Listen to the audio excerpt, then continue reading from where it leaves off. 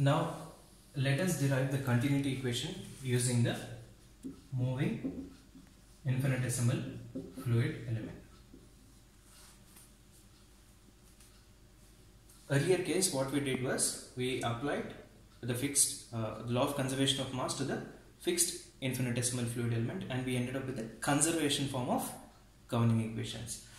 Now when we apply the law of conservation of mass to the moving fluid element, we get the non-conservation form, and we will see the differences. So since we are considering this fluid element to be moving, say with velocity v, let's say that it has a velocity of delta v. Okay, let me differentiate between the velocity, y component of velocity. Let this be the volume of the fluid element, which is variable, and it can be a variable. Let rho be the density of the fluid, which is varying in x, y, z and time, just like in the previous derivation. Now we can say let delta m be the fixed mass of the fluid in the fluid element.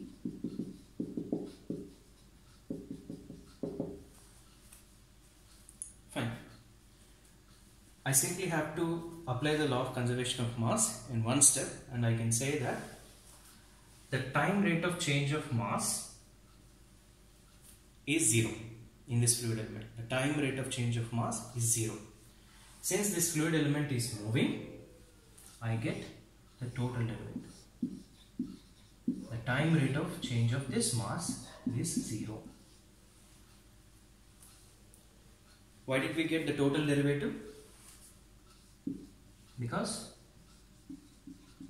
we consider the moving fluid element.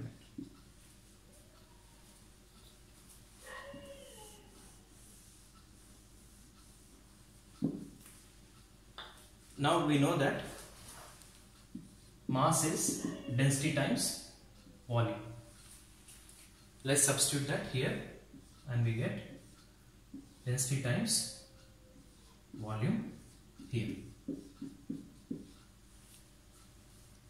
Since the total derivative operator, we can use the product rule. That is, we can expand these terms using the product rule. And what do we get? First term we get delta v times d rho by dt plus rho times d delta v by dt equals to 0. I can send this here into the denominator, and I end up with a relation which we have already derived in the first class.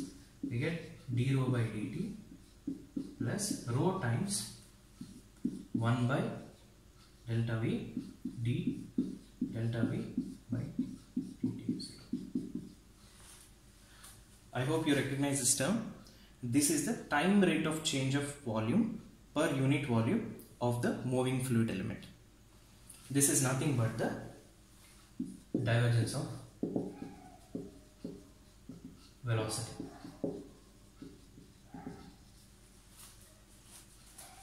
From this definition, we get d rho by dt plus rho times del dot v equals to 0. So this is the final form of the continuity equation,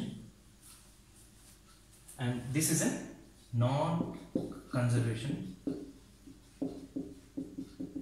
form.